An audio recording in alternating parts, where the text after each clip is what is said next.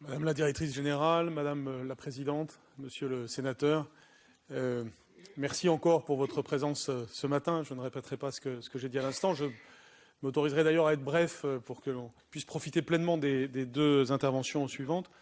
Je voudrais simplement souligner à quel point une séance comme celle d'aujourd'hui a de l'importance pour illustrer la relation Europe-Amérique latine par rapport à la question du climat et de façon plus générale par rapport aux grands défis qui se posent à l'humanité.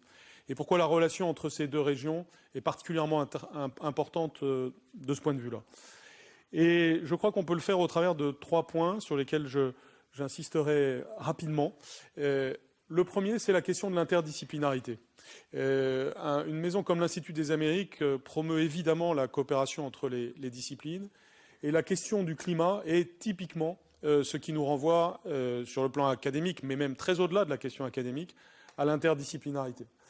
D'abord dans les sciences dites dures, puisqu'il faut bien que les sciences coopèrent pour arriver à avoir un diagnostic précis et des préconisations précises en matière de climat, mais même évidemment avec l'ensemble des sciences, c'est-à-dire des sciences humaines et sociales.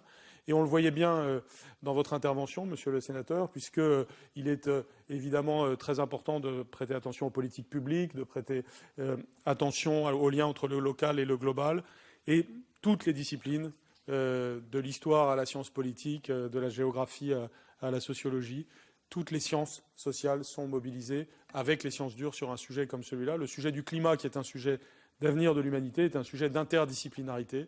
Et c'est typiquement ce que nous faisons vivre à travers de toutes nos institutions. Je pense bien sûr à l'Institut des Amériques, mais je pourrais parler par exemple de l'Institut français d'études andines dont nous avons le directeur qui co-organise cet événement et où traditionnellement, depuis Lima et dans tous les pays andins, nous avons cette vision interdisciplinaire. Et puis, le deuxième point que je tiens à souligner, c'est la caractéristique de cette relation Europe-Amérique latine pour un sujet tel que le climat. Je le dirais au travers d'un point, mais ce n'est pas le seul. Nous sommes deux régions qui croient au droit. Nous sommes deux régions qui avons des traditions juridiques largement communes. Et dans la question climatique, évidemment, le droit a beaucoup d'importance. Pas seulement un droit abstrait, pas seulement une question de déclaration de bonnes intentions, qui sont indispensables mais pas suffisantes, mais aussi toutes les questions de mise en œuvre des mesures qu'il faut, du global au local et du local au global. Et cette conception commune du droit, qui est finalement, en dernier ressort, un optimisme sur la capacité de l'humanité à maîtriser son propre destin, et qui passe par le droit international, mais aussi par toutes les branches des droits nationaux.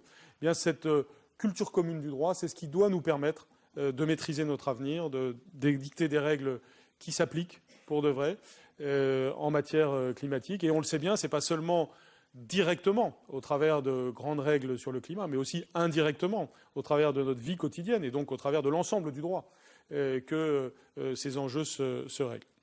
Et puis il y a une troisième dimension, c'est la relation entre théorie et pratique. Nous avons aujourd'hui des acteurs qui viennent de tous les horizons. C'est aussi bien de tous les horizons académiques que de tous les horizons politiques, sociaux, bref, des acteurs de la société venus de partout. Il est très important, et c'est un peu le même thème que celui de l'interdisciplinarité, de savoir faire travailler ensemble ces compétences différentes. Et c'est ce que nous faisons aussi au travers de l'Institut des Amériques, où nous attachons beaucoup d'importance à la question des partenariats avec le monde de la diplomatie, évidemment, mais aussi le monde des entreprises, le monde des médias, le monde des ONG, des associations.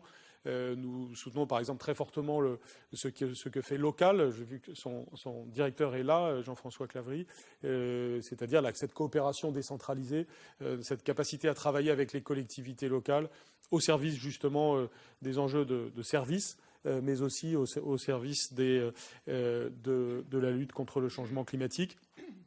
Ces points-là sont très importants et nous sommes fiers aussi de travailler avec l'Agence française du développement dans cette même idée.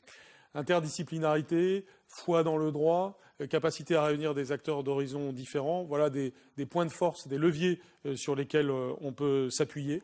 Et c'est pourquoi nous sommes très heureux d'avoir ces échanges aujourd'hui, selon les 3 grands thèmes que vous avez rappelés à l'instant, monsieur le sénateur. Et nous sommes donc évidemment très attentifs aux résultats que cette journée va donner. Nous espérons apporter notre pierre à à ce grand édifice de la COP 21 et aussi notre pierre à ce grand édifice de la relation Europe-Amérique latine. Merci beaucoup.